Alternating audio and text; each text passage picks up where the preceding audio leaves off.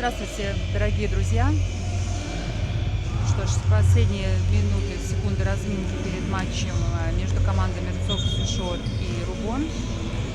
Приглашаю вас к просмотру. С вами сегодня буду я, ваш комментатор Ирина Жилыч. И вашему вниманию матчи мужского чемпионата Республики Беларусь сезона 2020-2021. Буквально последние минуты остается командам на то, чтобы подготовиться к матчу.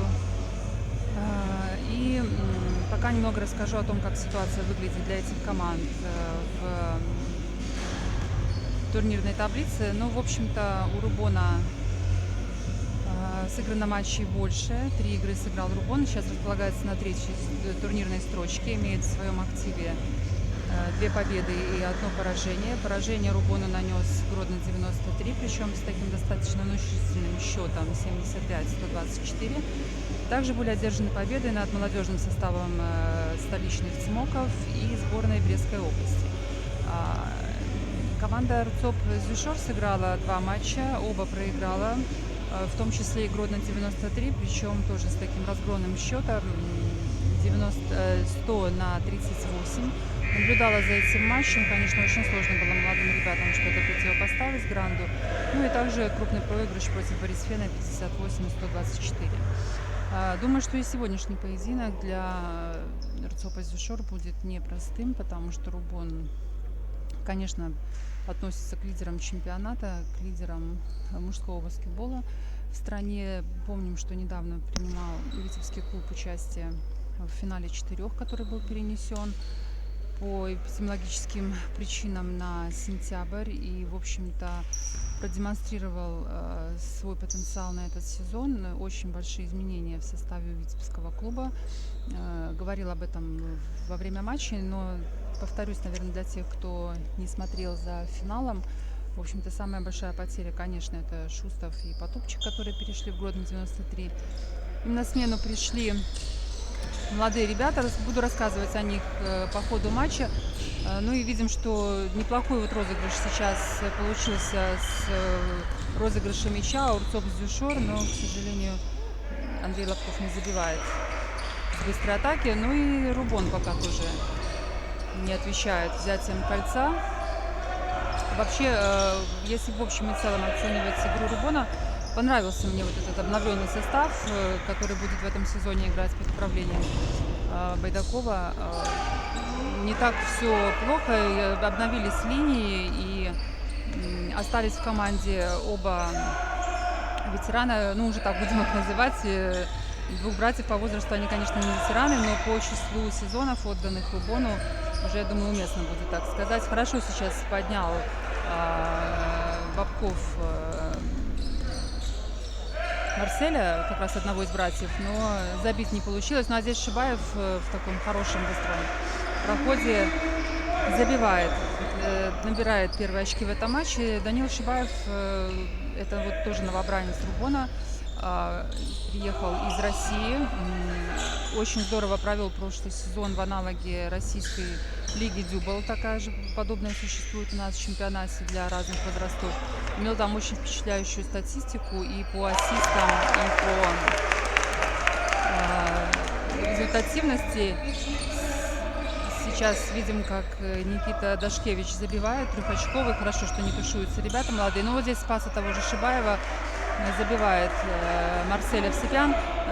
Шибаев в своем клубе сейчас является лидером по ассистам. В среднем 5 передач отдает он на своих партнеров. То есть, в общем-то, хорошо справляется как раз-таки с ролью плеймейкера.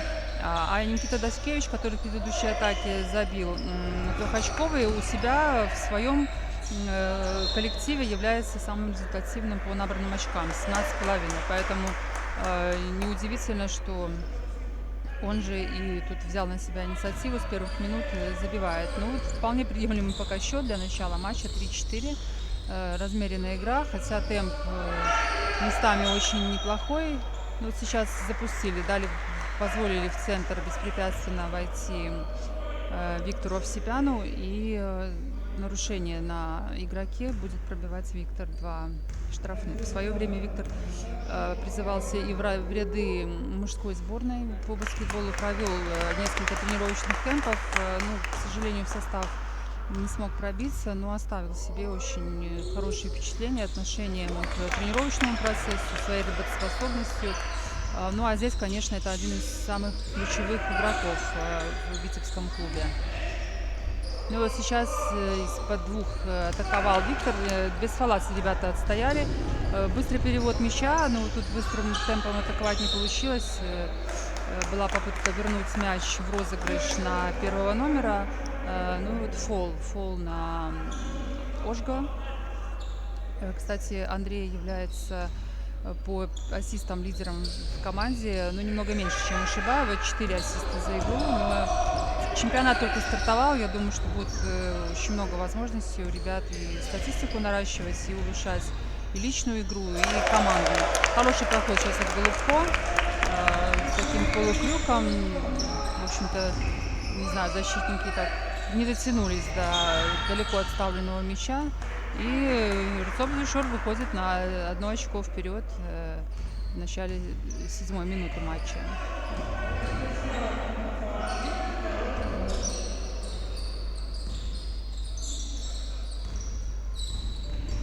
Шибаев слева проход. Ну, здесь хорошо нашел партнера параллельно счету. Сосу Константин пробивал издали, но атака не получилась. Но так как подбор заработали, то есть еще время на атаку. Ну, кстати, оно практически истекло. Надо атаковать. Не очень подготовленный бросок. Тут уже Виктору Овсепяну некуда было деваться. Ну и видим, что уже который раз завоевывают подбор ребята из РЦОПа. Вообще, если посмотреть их статистику за 2 матча, конечно, видим, что, я имею в виду общекомандную статистику, что много-много показателей, которых еще стоило бы улучшить, в том числе и подборы. Пока так неплохо дела обстоят, наверное, только с пробитием штрафных, с ассистами, с перехватами. Ну вот по результативности, по проценту попадания, кроме штрафных, конечно, трехочковые и двухочковые колеблются ниже 50%. Но вот здесь еще Никита Дашкевич добавляет еще трехочковый. Вот 6 очков у него до счету. Помимо него только Голубко еще добивался успеха. 8-6. Пока Артем Зюшор, ну, в общем-то, очень прилично смотрится на фоне Рубона. Например, в матче с Гродно, там практически с первых минут Гродно оторвался, и к середине матча уже было преимущество порядка 50 очков. Ну вот смотрим, что подопечные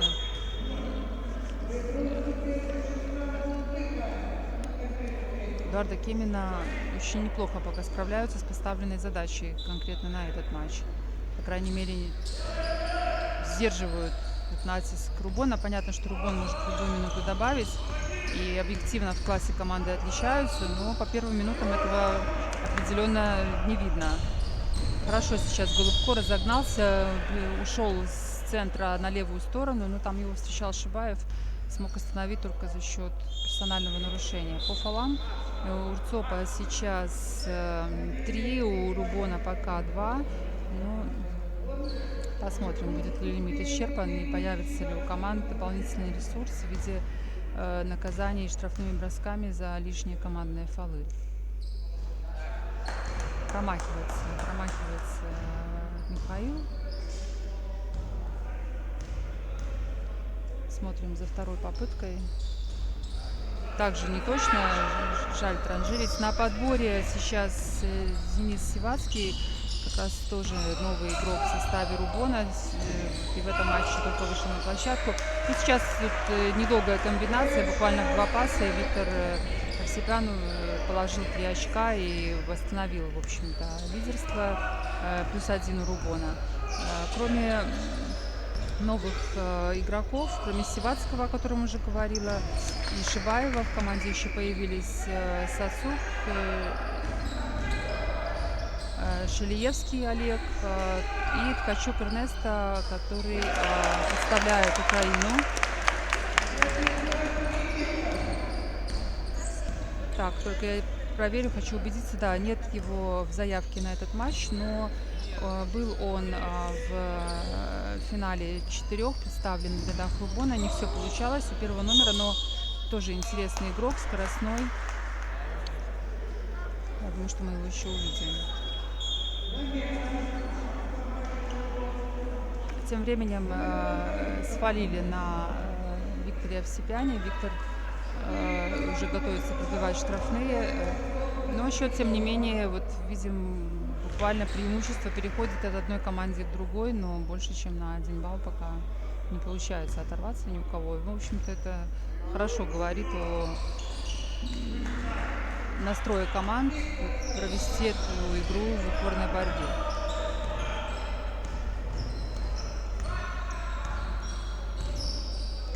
Дашкевич расставил своих игроков. Тут череда заслонов. На периметре мяч ушел практически в угол, но неудачная атака. Но хорошо, посмотрите на подборе. Сейчас Винников отработал и с разворота, не опуская мяч, добавил мяч в кольцо. Молодец, Владислав здорово помог команде в этой атаке. Ну а здесь так эффектно, хорошо Полоневич забивает. Очень мне понравился Илья, как он провел как раз те матчи, о которых говорила. Добавил очень скорости. Ну и вообще для молодого игрока, сменившего минскую прописку на витебскую, я думаю, что очень хороший вариант. Будет получать много игровых минут, пользоваться доверием тренера. Ну а здесь видим, как Дашкевич планомерно просто расстреливает с периметра. Теперь уже под 45 с левой стороны, третий трехочковый. И здесь забирает у Алексея Кущина на дриблинге пас, и смотрим, как просто буквально как на дрожжах растут игровые показатели у Дашкевича. Еще не сыграна даже первая четверть, а 11 баллов в копилке. Если помните, говорила, что средний показатель за игру у него 17,6. То есть больше половины он уже плана своего выполнил. Ну, посмотрим, сколько в этом матче удастся Никите набрать. Может быть, переберет. Ну, просто сумасшедший настрой у Никиты, забивает еще 3 очка, 14. Поймал кураж, и пока Рубон как-то не принимает каких-то ответных мер. Но если только вот не считать сейчас, что Сацук немножко восстанавливает равновесие, сокращает разницу, возникшую как раз благодаря усилиям Дашкевича, забивает 3-очковый. Такая диагональная передача, ну, вроде бы не совсем уж плохая была, но прочитал этот пас Виктор Овсепян. Хватило длины рук и скорости ног, чтобы успеть на этот мяч. Организовал он быстрый прорыв для своей команды. Ну и вот здесь фолом он был остановлен, и Илья Полоневич отправляется на линию штрафных бросков. 20-16 имеет Рубцов Звешоль, преимущество в 20 очков, и из этих 20 14 на счету Никиты Дашкевича. Из них это 4 дальних попадания и 2-очковый с быстрого прорыва. То есть очень впечатляющая статистика для заднего игрока. Будем надеяться, что не сбавит Никита свой темп, и увидим мы еще эффектные трюки в его исполнении.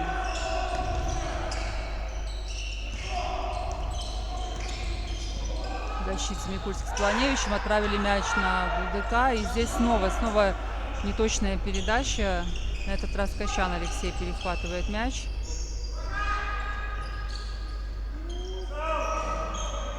Руслан Пищейко сыграл на Кощина, но мяч не достигает цели. Пока со статистикой дальних бросков, конечно, вот здесь такой первый промах после серии попаданий у Дашкевича. Подбор после атаки Рубона, вот то, что не может не радовать, что есть подбор у Рубцова Звешор, и вот здесь в атаке с преимуществом в одного человека добиваются ребята успеха. Ну а тут как-то так очень вроде эффектно могло быть сыграно, но не получилось у Виктора доставить мяч на партнера. Потеря. Будет ли Дашкевич атаковать? Смотрите, с отходом. Ну, это, кстати, хороший, интересный трюк, и всегда интересно наблюдать, когда в арсенале у защитника есть именно вот этот прием, когда обман на проход в центр, потом возвращение за дугу. Ну, сейчас Дашкевич не забивает, но приятно видеть, что в его арсенале вот этот прием есть.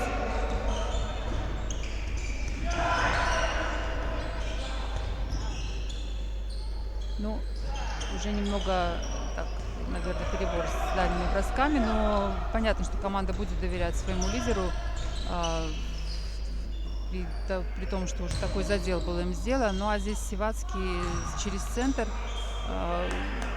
Денис, кстати, тоже очень неплохо смотрелся в играх финала 4. Не все получалось, может быть, с завершением атак, но по тому, как он может создать сам себе моменты, здорово он смотрелся. Мне понравилось, как он устроился вот в свою новую команду и получает игровое время, и, в общем-то, и партнеры играют на него. Я думаю, что в Рубоне должно у Дениса все неплохо сложиться. Маквицкий, ну вот уже 3-я к ряду передача, которая уходит не партнерам, а оппонентам по команде. Ну и здесь Руслан Пищейко в быстром отрыве забивает, и к тому же еще добивается права на бросок. Кстати, по показателям игровым как раз-таки Руслан Пищейко такой на текущий момент явный лидер Рубона, причем по 2 показателям: и по средним набранным очкам, это 18,5 за матч на его счету, и по подборам для игрока, для номинального 3-го номера 8,5 подборов за матч. Это очень приличный показатель для 22-летнего форварда.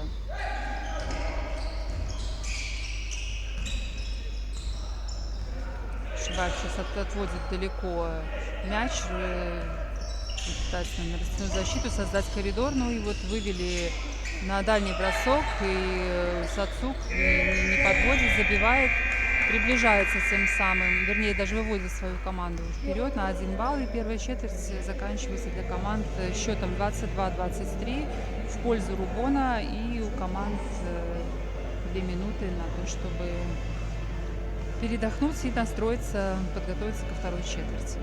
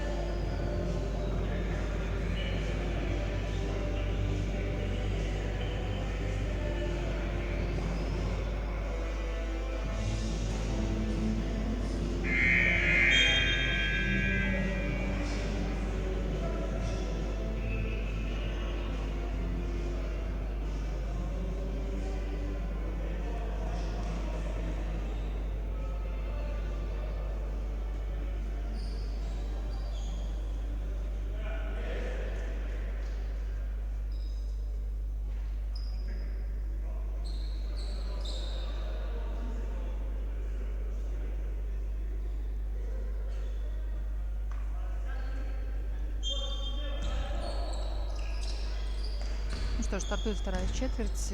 Рубон начинает свою атаку.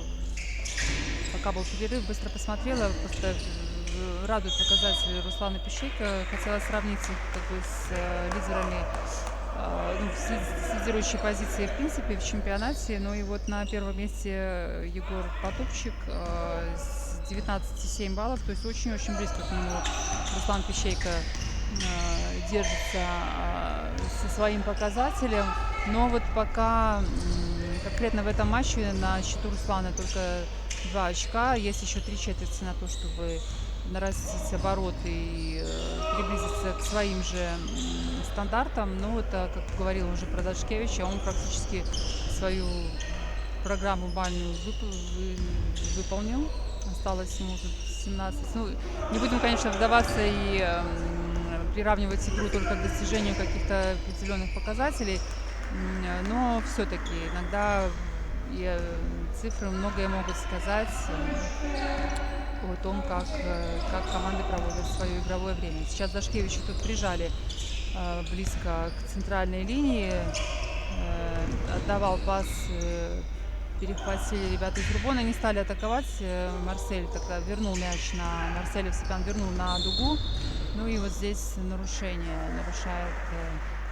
Макритский на Шибаеве, получает фол. И первое замечание Макритского. Пока, в общем-то, по фолам ситуация ровная для всех. Только у Макапчика 2 замечания, у остальных по 1. Ну, в общем-то, начало матча, середины первой половины, тут другой картины быть и не может.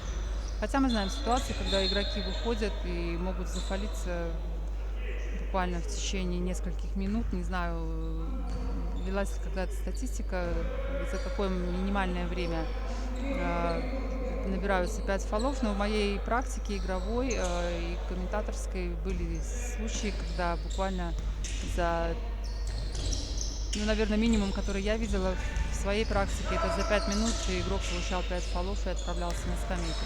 Хорошая комбинация. Сейчас Шибаев прошел в лицо, Полоневич предложил себя на входе в центре, пропустили его защитники, позволили вот этот рейд в зону, ну и хорошая результативная атака. И тут же Шибаев обдирает Макритского на дриблинге.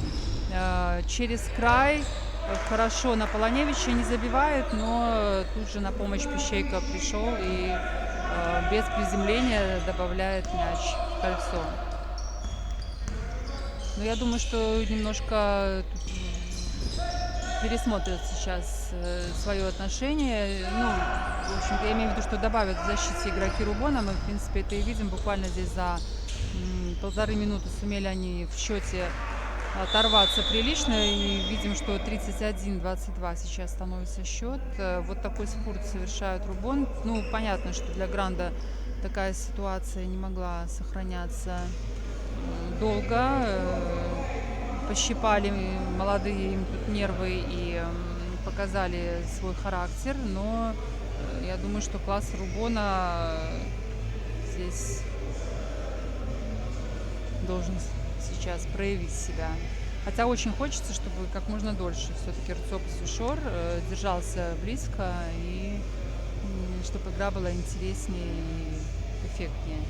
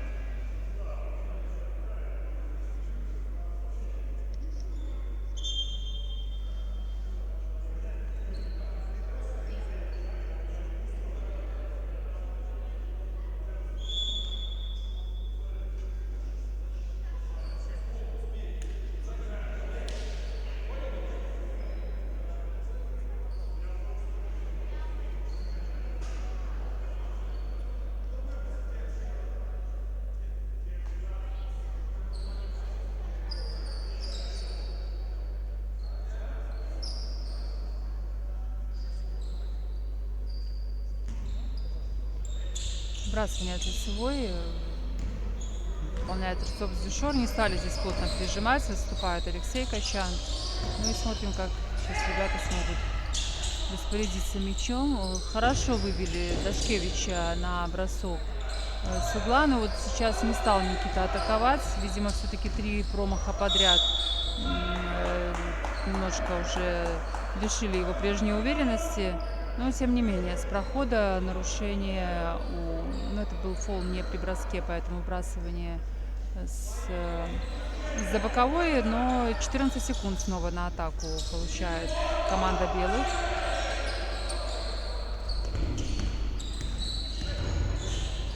Дашкевич хорошо сейчас вывел Ожга на бросок, но как-то вот не стал Андрей в первый сразу с паса атаковать. Быстрая атака от Рубона также не увенчалась успехом, а от ног Марселя Овсепяна мяч покинул площадку. И очередная попытка для Рубцов Сюшор атаковать.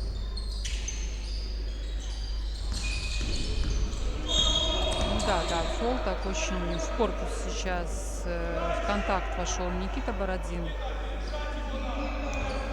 Причем никакой угрозы тут кольцу не было, далеко от кольца вся ситуация сложилась. Но для фолов не критично. По 2 сейчас у каждой из команд.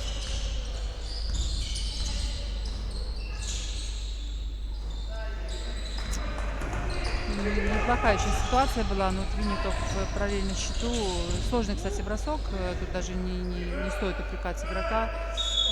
Когда невозможно с отскоком от щита бросить. И, кстати, чем ближе дистанция, тем сложнее рассчитать траекторию и попасть в кольцо. Ну вот сейчас так у Винникова и сложилось, что мяч полетел мимо.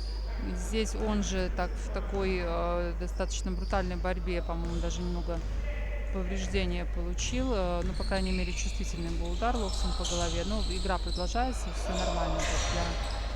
Для игроков это ситуация вполне предсказуемая, когда контакты. Ну а здесь Бобков забивает трехочковый бросок. Не самая такая, скажем,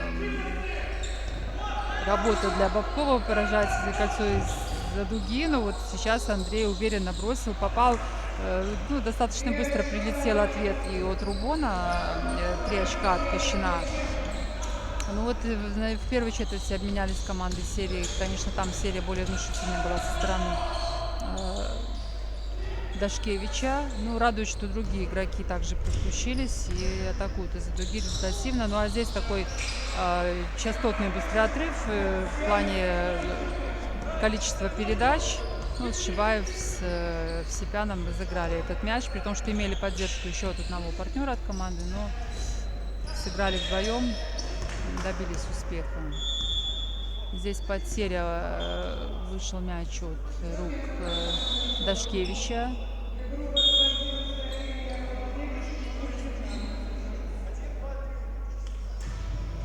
Тайм-аут.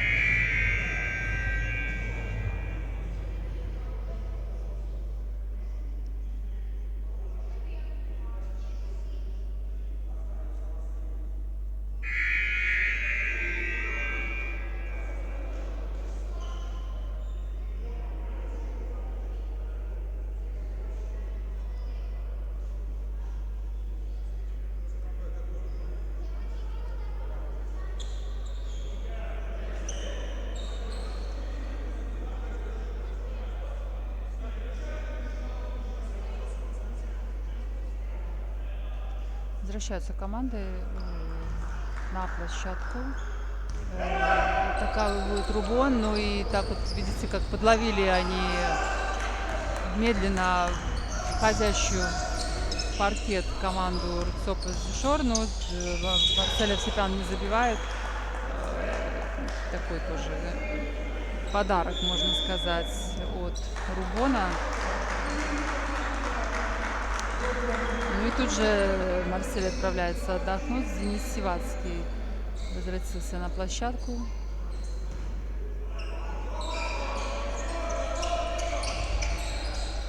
Вбрасывание от Рцопа. Помешали тут с Бабковым другом. Ну и так поплотнее, конечно, стал Рубон играть. Заметно так, поближе стал подбираться к игрокам. Здесь Шибаев разогнал свою команду, не забил сейчас Бородин с первой попытки, добавлял Сивацкий, тоже не попал. Здесь успели сбегать почти до штрафной, но мяч уже обратно возвращается.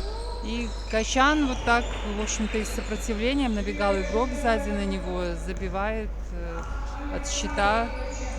И смотрим по... Да, уже 6 очков на счету у Качана. В лидерах у Рубона Сацук с 10 баллами. Ну а у Рцопа Зишор по-прежнему на лидерской позиции Дашкевич.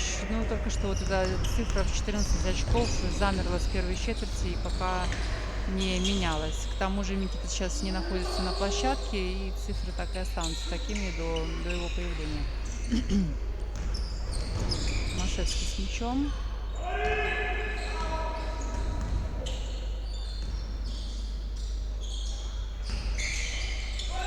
Смотрим за розыгрышем. Неудобный мяч для Бабкова, но все-таки Андрей сохраняет мяч для команды. И снова мяч, но уже второй раз Бабков не смог поднять с уровня колен. Неудобная передача, конечно, для рослого игрока. Ну, вот так вот тоже не реализовал свою атаку Рубон. Томашевский остановил его Сивацкий. Ну и здесь Бабков против Бородина, ну, так, хорошо забивает Андрей. 3,5 минуты остается до конца второй четверти. До момента, когда команда отправится в большой перерыв, немножко меньше стали скорости, стали должен быть еще, конечно, запас сил, потому что еще и близкая концовка. Два неточных броска в исполнении Цопа, и Шибаев снова здесь быстрее всех пересек площадку, и здесь вот сыграл на Сивацкого, и ну, тут Денис, в общем-то, не имел особых проблем, учитывая его преимущество в росте, с хорошим таким обманом, с полуразворотом забивает. Такая массовая замена сейчас в рядах у Рубона. За исключением Сивацкого 4 игрока сменились на площадке.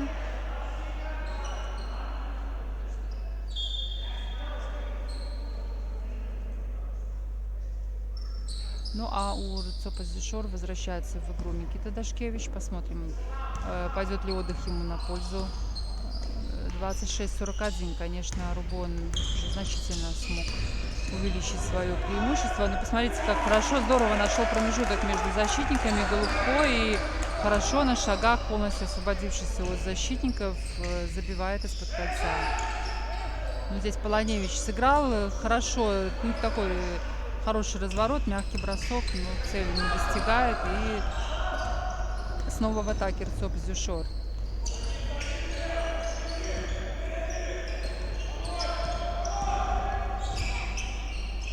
Ну, а здесь много не получилось.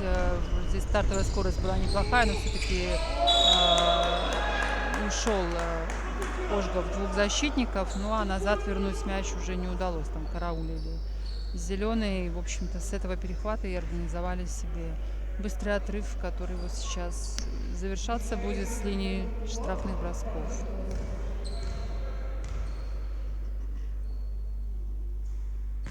Забивает Виктор Евсипян.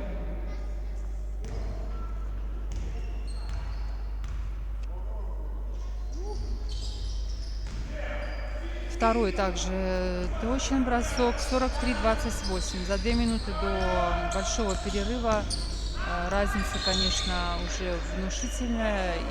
И есть еще 2 минутки для ребят из РЦОПа улучшить ситуацию. Очень хорошо они держались в первой четверти и начале второй, но вот, к сожалению, сейчас уже позволили Рубону оторваться, поэтому надо пользоваться любой возможностью поразить кольцо. Но вот как раз тот случай, когда не забиваются штрафные, и обидно очень не досчитываться в конце матча определенного числа очков, которые, в принципе, должны браться.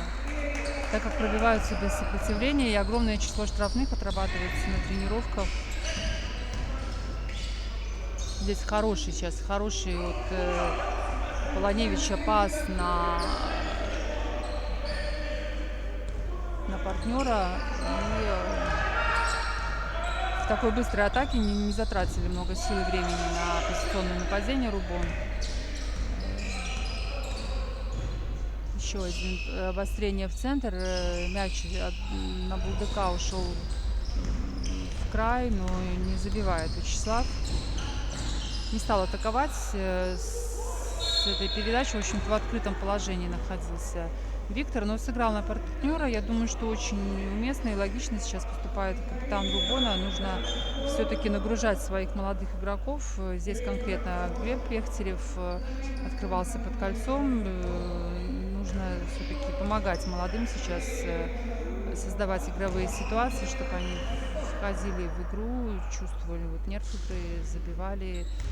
Поэтому здесь Виктор так жестом показал, что он расстроен, что Глеб не забил сразу. Ну, по крайней мере, со штрафной Глеб точен. Ну, а взаимодействие между опытными игроками и молодыми вот здесь вот налицо.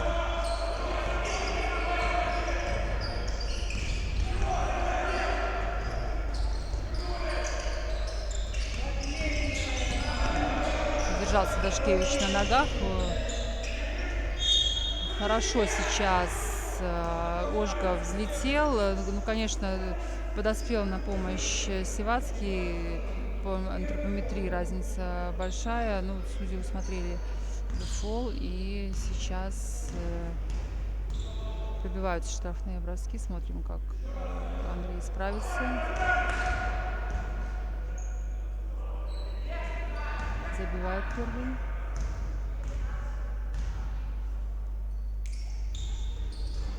Неточный бросок. Но сам же подбирает мяч. Причем, мне казалось, замысел был такой, чтобы от ног защитника мяч покинул площадку. Ну, каким-то чудом он проскочил ноги защищающегося. Но здесь все равно так не получилось. Но такой интересный момент все-таки получился. Дашкевич забирает здесь мяч.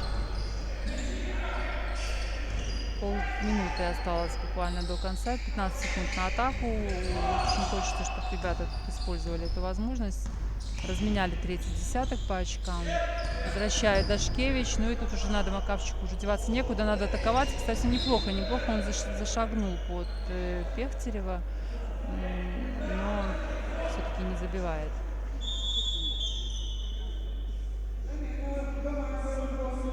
Шибаев возвращается, меняет Илью Полоневича под последний розыгрыш. Ну, с большой долей вероятности он будет последним в этой четверти. 11 секунд остается до конца первой половины матча. Шибаев и издали забивает Пехтерев. 29-50. Вот с такой разницей 21 очко отправляются команды на 15-минутный перерыв. Ну что ж, ожидаем вас через это время досмотреть матч.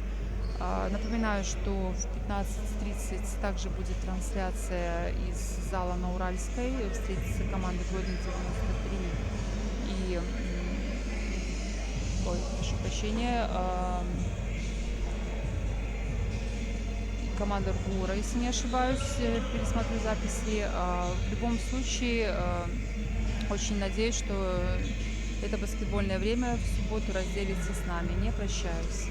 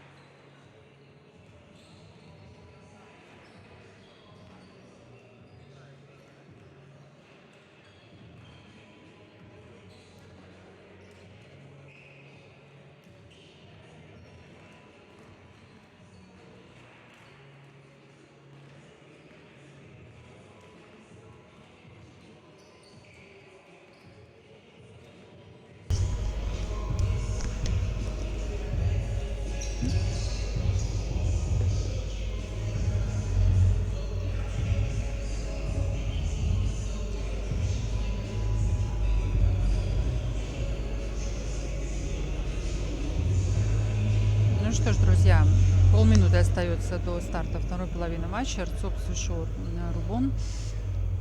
29:50 плюс 21 преимущество у Витебского клуба. В первой четверти очень здорово смотрелся Рцоп Зюшор и действительно делал такую заявку на и дальнейшую борьбу.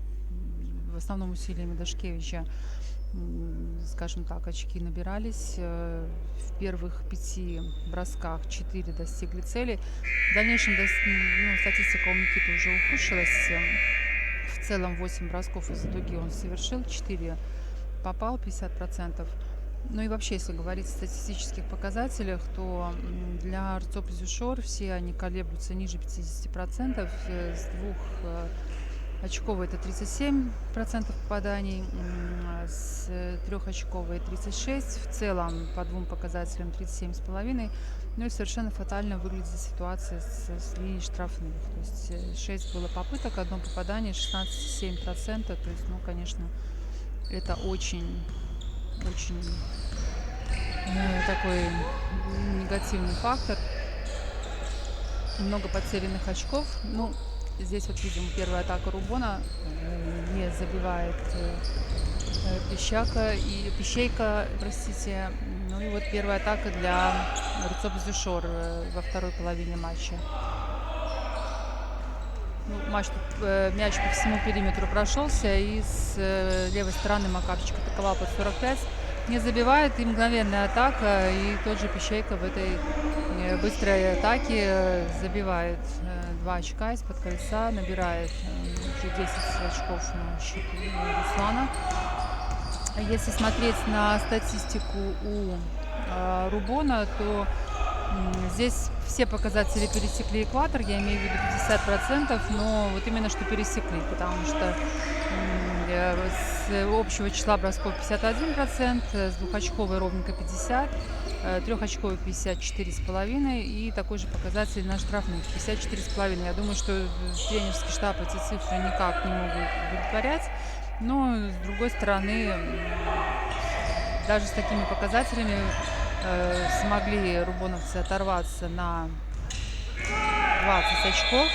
Здесь вот все время использовано было на атаку, старался Дашкевич забить, но пока вот прицел немножко сейчас не работает у Микиты, но я думаю, что все еще впереди, еще 2 четверти играть.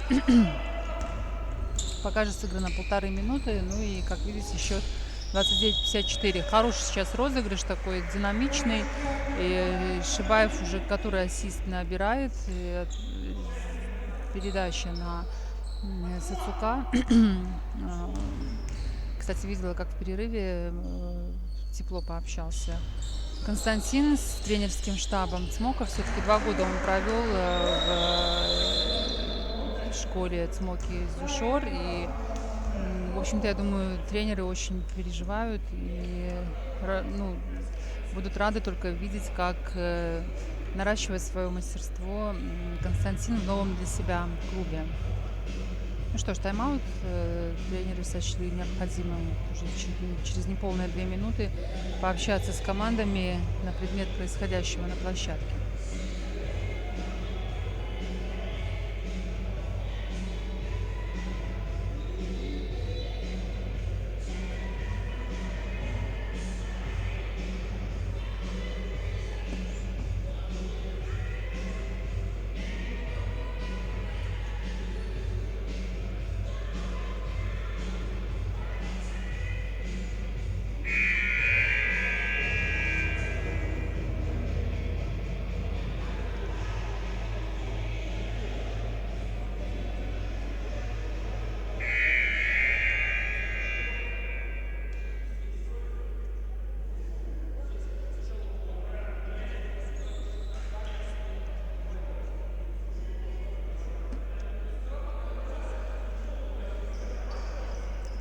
Ну что ж, команды вернулись. Я тут по горячим следам по поводу матча. Тут у меня заминка произошла. Да, следующий матч состоится между командами ЦМОКи Минск и Гродно 93. Будет интересная игра. Пожалуйста, присоединяйтесь. В 15:30 начнется трансляция.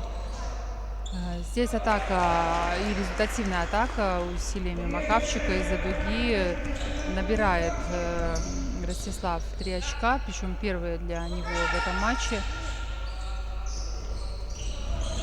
Не дошла сейчас передача Шибаева на Пищейка.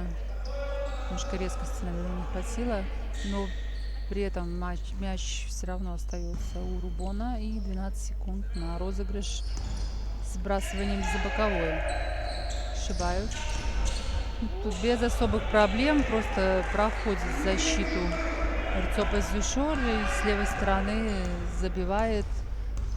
Смотрим у Шибаева. Ну, по очкам у него немного, но в основном он тут занимается тем, что дирижирует командой. Я уже говорила, что по ассистам он лидер у себя в команде. Сравнила с лидерскими показателями по общечемпионатными. Сергей Вабищевич на первом месте с 9 ассистами.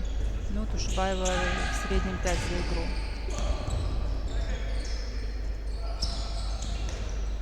Еще один проход от Шибаева, но здесь партнеры дожидались на дуге, поближе не ворвались в зону, но, к сожалению, потеря. По потерям, кстати, у Рцопа Зюшор, конечно, очень много потерь было в первой половине, 14.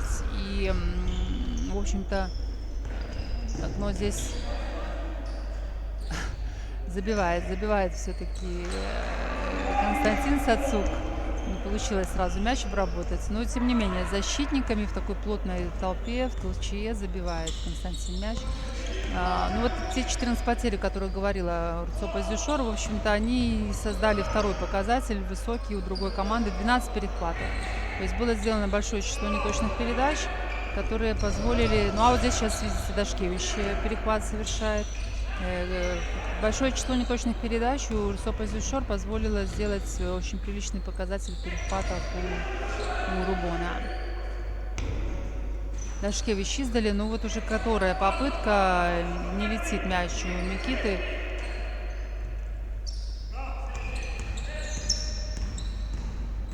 Проходит, стягивает на себя, но здесь Бабков... В общем-то, и Овсепян стоял, и Бабков на месте был. Ну вот, все-таки фол, и Андрей будет выполнять штрафные броски. Конечно, надо улучшать показатель. Со штрафными уже называла по итогам первой четверти. Первых двух четвертей 16,7%. Очень низкий показатель. Посмотрим, как сейчас Андрей сможет ли улучшить общекомандную. Да, пока забивает, молодец. У Рубона получше со штрафными. Ну, в общем-то, по всем показателям опережают. Ну, вот то, на что уже обращала ваше внимание в первой половине, насколько хорошо отрабатывали щиты игроки Рцопа Зюшора. И, в общем-то, в статистике это отражается тем, что обыграли, опередили они своих оппонентов, пускай всего лишь на один подбор, 22 у Зюшор, Рцоп и 21 у Рубона. Но считаю, что это была очень качественная работа в защите и на подборах на своем щите. Хорошо Макритский сейчас проходит защитников на скорости, на таких же энергичных шагах и забивает. 36-62. Ну, пока разницу уменьшить кардинально не получается. Но моментами все-таки всплески в игре Рцопа Зюшора просматриваются и очень неплохие.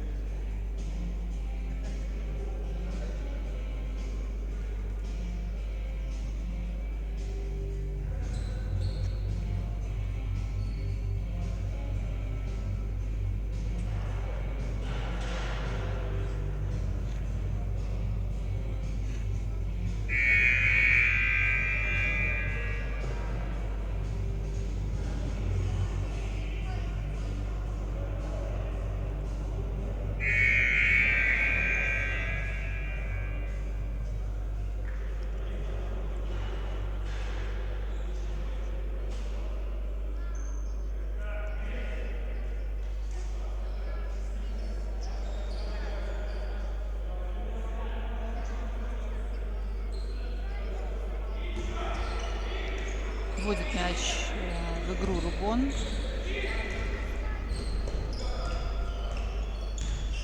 Илья Полоневич с мячом. Ну так легенько тут ушел от соперника, атаковал с дистанции, но не точно. И очень быстро мяч перевели от защиты к нападению игроки Рцопас Дюшор и апеллирует к судьям Сивацкий, но тем не менее 24 номер Карпук отправляется на линию штрафных бросков.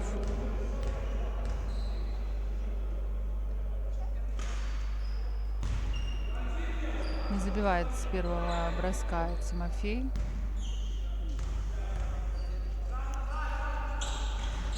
Ну, второй уже поувереннее, попадание есть.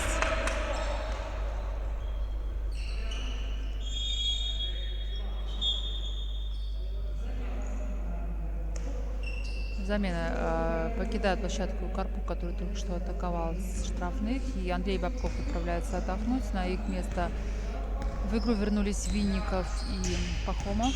Ну а в атаке Рубона с мячом Качан. Быстрый перевод на Пехтелева. Ну и здесь у Сивацкого фол. Смотрим, у Сивацкого уже третий фол. Буквально за минуту 2 фола не зарабатывает.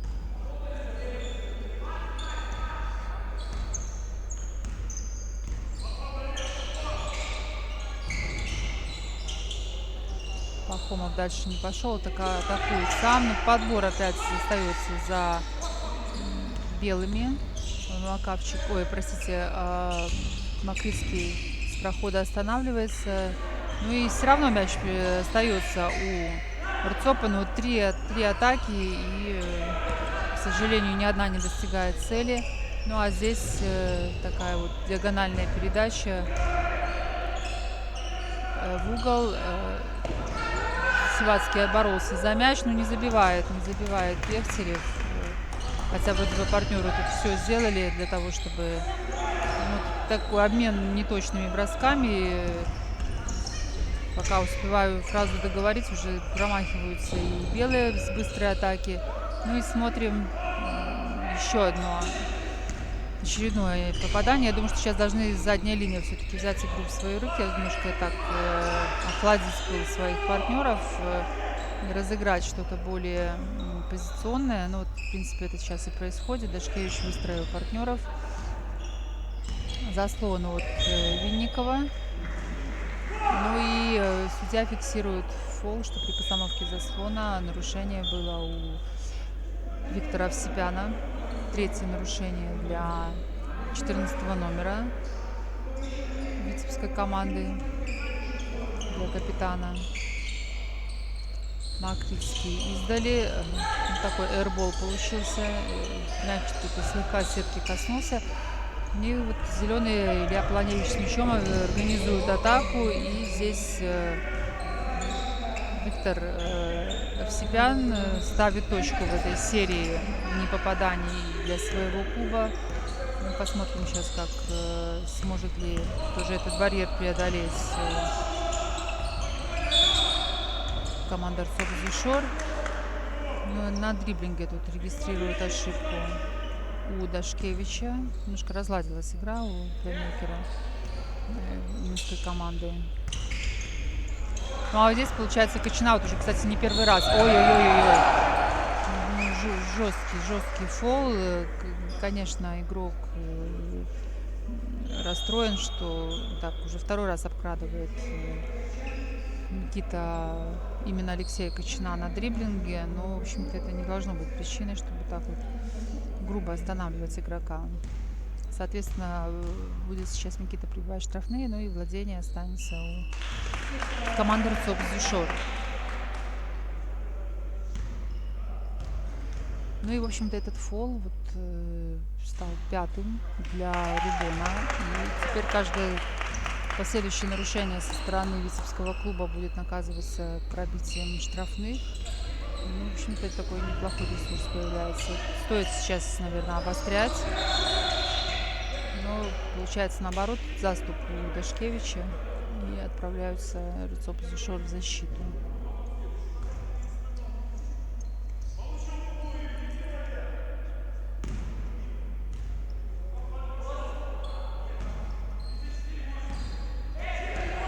Илья Полоневич с мячом. Сейчас именно он организовывает атаку у Рубона.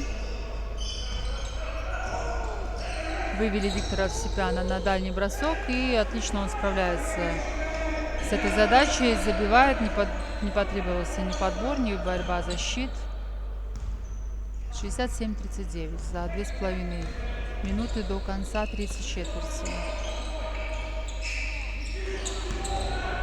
Так, на грани фола сейчас было сыграно Бородиным в защите, но мяч перехвачен, и буквально с 2 пасов через Овсепяна на Полоневича, и Полоневич забивает еще 2 очка. Ну, в общем-то, уже плюс 30 в противостоянии команд. Еще одна передача, которая вынудила пересечь центральную линию. Много ошибок, конечно, при пасах. В общем-то, дал Рубон поиграть в первой четверти, не атаковал в защите, и, в общем-то, первая четверть была такой ровной и интересной. Ну, сейчас, конечно, определенные трудности есть у Эрцоп-Эзюшор, но нужно отстраиваться, нужно находить какие-то способы взломать защиту. Но здесь легко тоже разбирается с защитниками Игорь Овсепян. Проходит Андрея Бабкова.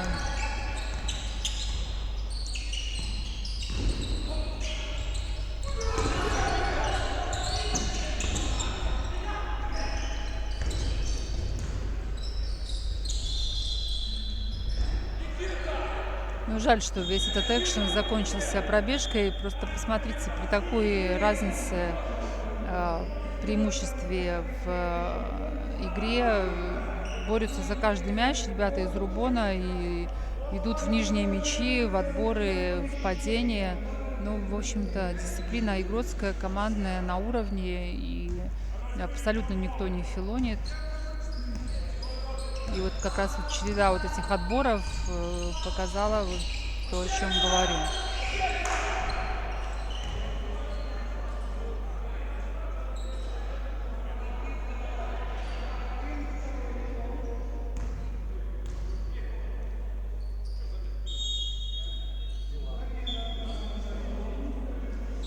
Вячеслав Булдык сейчас пробивает штрафные.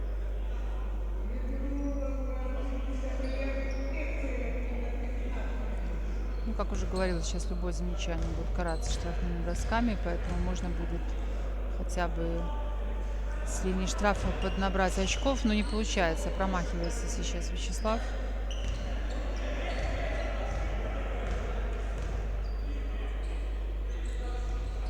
Второй бросок также не точен, подбирает Пехтерев. Ну, так, Полоневич тут уже, в общем-то, смысла набирать скорость нет, поэтому... Ну и розыгрыша как такового не было организовано. Атаковал Илья с дистанции. В подборе сейчас... На подборе первыми оказались баскетболисты Эрцоп-Эзюшор. Последняя минута третьей четверти. Выводят на бросок с дистанции, атакует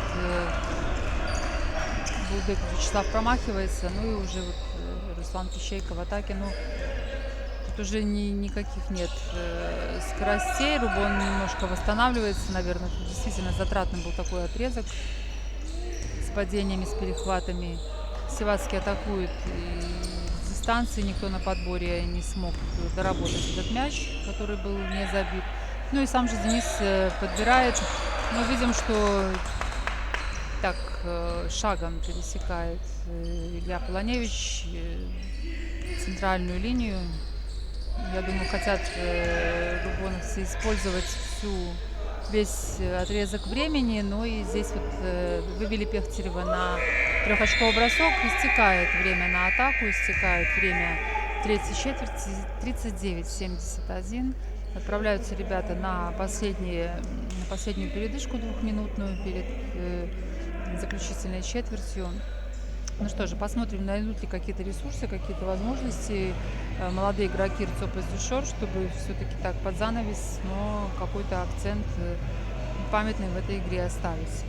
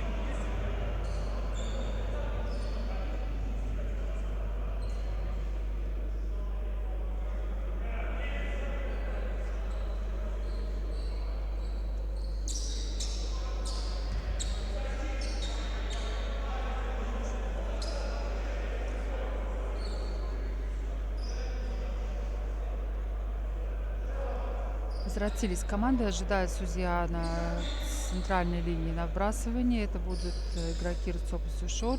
Тем временем у Рубона в составе появляется Иван Литарный, который пока не принимал участие в этом матче. Получил наставление от тренера. Ну, в общем-то, да, позволяет ситуация игровая вводить игроков, дать им почувствовать вкус игры и, в общем-то, вливаться в ряды. Не всегда будет такая комфортная ситуация, когда можно и позволить какую-то ошибку. Ну, вот, силами партнеров ситуация есть, и можно включаться в игру. Пропускает сейчас Махрисского как раз Литарный, не хватило немного работы ног. Но смотрим за нападением. Хорошо увидел сейчас, что остался без опеки защитника Марселя Всепян, и Пехтерев хорошим пасом выводит на открытый бросок партнера 73-39. Ну, очень мало было набрано в третьей четверти игроками Рубона. Ой, простите, РЦОП и Зюшор. 10 очков всего лишь за четверть набрали ребята.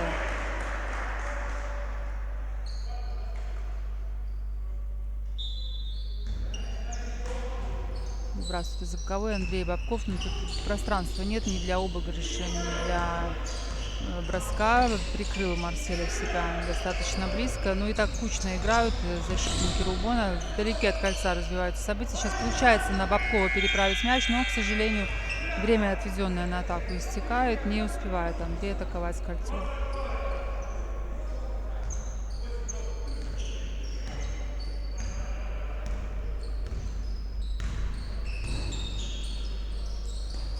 Илья Полоневич, Марсель Всепян. Хорошее открывание было у Ильи Полоневича, но опустил в это время голову Литарный, не увидел партнера в выгодной позиции.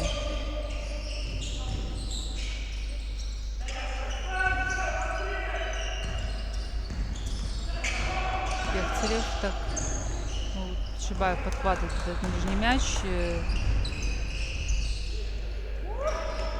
Ну и, в общем-то, и преимущество было численное, огромное, но как-то в этом отрыве так кучно бежали в зону, и у Шибаева не было пространства для атаки. Но, по крайней мере, подбор получился. Сейчас есть 13 секунд еще на атаку. Ну а Данил получил, похоже, незначительное повреждение. Заменил его Сацук. Костя вернулся в игру. Ну, так, и здесь фол от Макритского.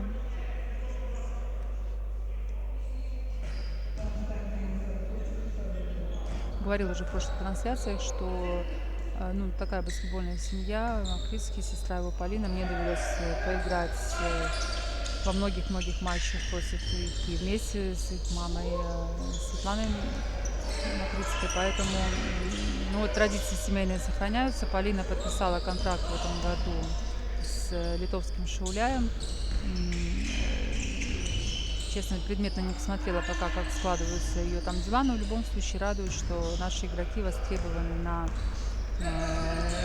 европейском трансферном рынке. Ну и надеюсь, что Полина там все-таки сможет раскрыться, проявить себя. Пожелаем ей удачи. Ну, вот как раз сейчас ее брат с мячом. Смотрим, тут остается буквально уже мало времени, но не доходит пас до Рудыка Вячеслава. Быстрый ответ от Рубона 75-39. Ну и здесь по показателям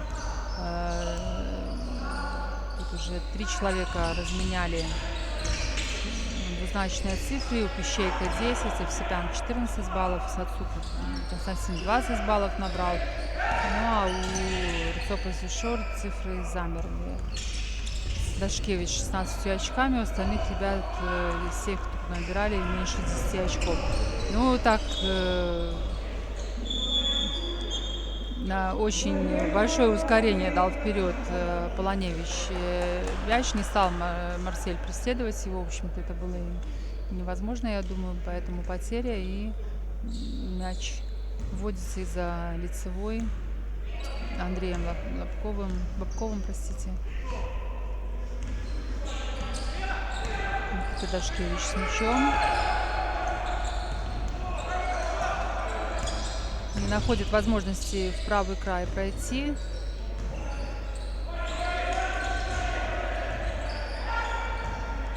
Последние секунды. Ну, нашли возможность все-таки атаковать. Макавчик бросал почти параллельно щиту. Подбора сейчас не получилось. Ну а Рубон здесь вот как раз для элитарного первые 2 очка. И радует, что так уверенно пошел в проход. Забивает Иван. Поздравим его с первыми очками в этой матче. Ну а тем временем Дашкевич издали не забивает. Никита хорошо, Бабков поработал на подборе и увидел, что на нем сдвоились защитники. Один остался Макавчик, забивает Вячеслав, но немножко поправляет ситуацию для своей команды. Ну а Марсель Евсепян так спокойно из-за дуги забивает.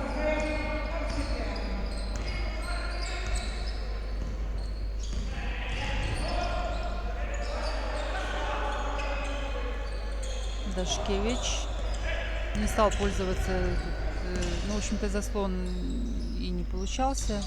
Хорошо сейчас на противоходе оставил за спиной защитника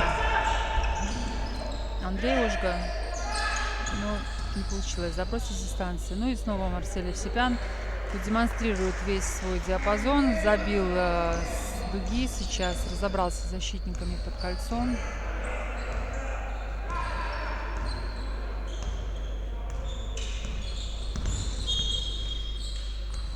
Дашкевич поймал на нарушение, Пехтерев нарушает.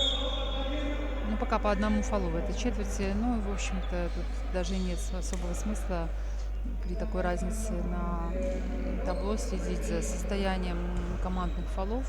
Тут ни на что это, по сути, повлиять не сможет.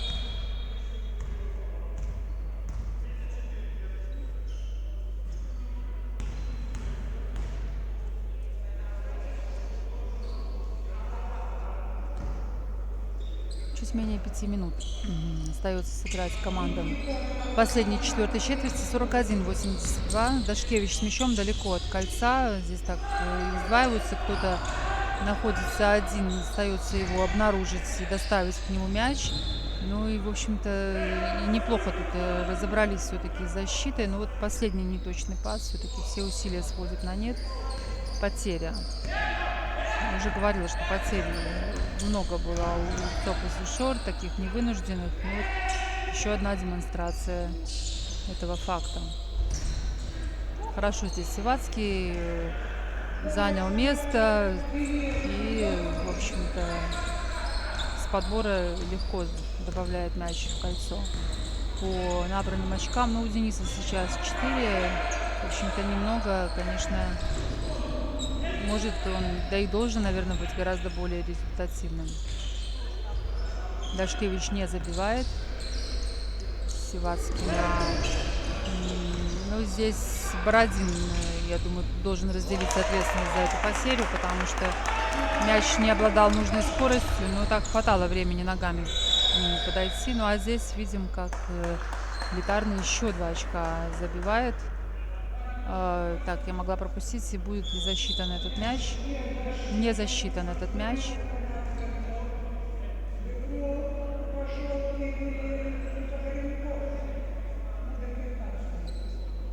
Из-за боковой линии вводят игроки на Цопус Шор мяч.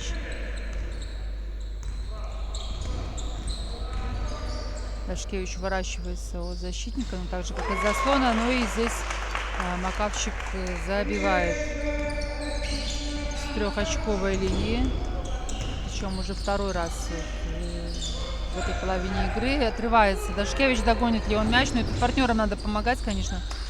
Хорошо здесь все-таки удачно мяч сохранили ребята, но все равно не получается уже никого атаковать, не забивает. Ну и все-таки будет ли у Дашкевича попадание? Нет, не залетает мяч. Вот прямо как заговоренное кольцо для Никиты.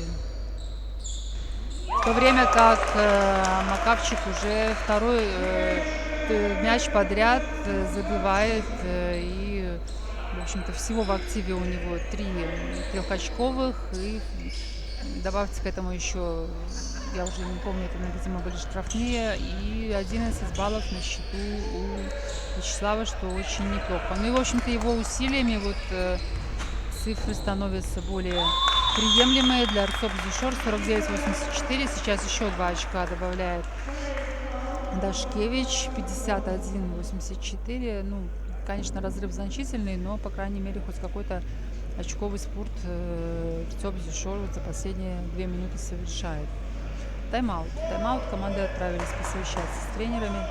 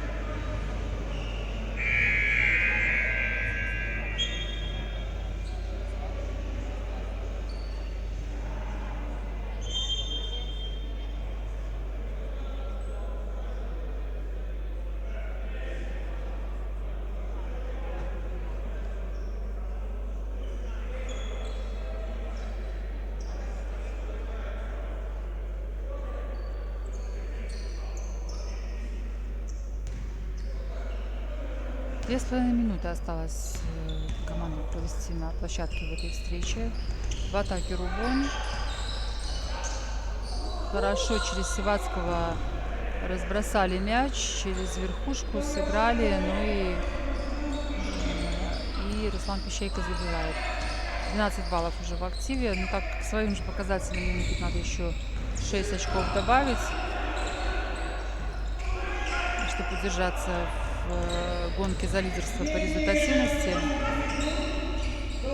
Так активно сейчас перемещался мяч у Арцопа, не забивают ребята, не успевают, буквально доли секунды не хватает, но не так обидно, атака не результативная. Ну а здесь Шибаев под 45 забивает, быстрым темпом атаку организовал Рубон. Смотрим, как Дашкевич будет здесь регулировать действия своей команды. Ну и вот смотрите, перенял Макавчик у Дашкевича вот эту роль забивающего с периметра. Сравнялись они по этому показателю. 4-е попадание от Вячеслава. Помним, что в первой четверти было 4 подряд попадания от Дашкевича. И вот сейчас Макавчик просто здорово подхватил инициативу.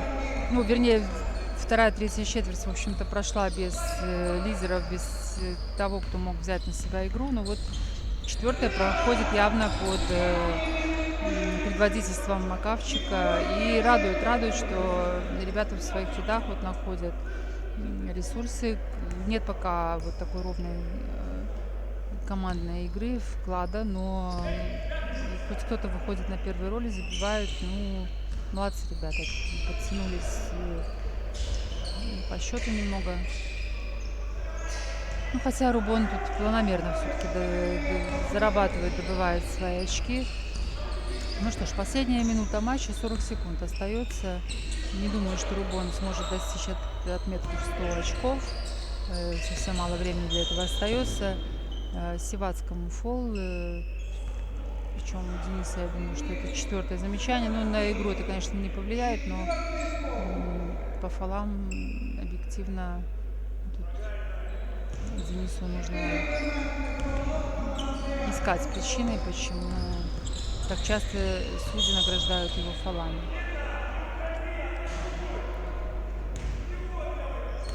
Прижали здесь Дашкевича в углу, но Шибаев нарушает замечание, и у Шибаева прошу прощения, либо Бородину дали. Забивает сейчас Никита в первой попытке. Вторая попытка, смотрим. Также точно. Дашкевич, в общем-то, закончит этот матч тоже с таким гроссмейстерским очковым показателем в 20 очков. Ну, конечно, личные достижения не могут, наверное, так сильно уж радовать на фоне проигрыша всей команды.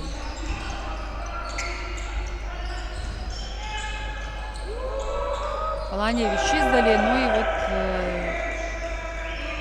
за 5 секунд результативная атака. Ответит ли Дашкевич, будет ли у него еще возможность. Ну, было бы, конечно, неплохо, но звучит финальная сирена. 56-96 с разницей в 40 очков. Рубон одерживает победу над командой РЦОП-Зишор.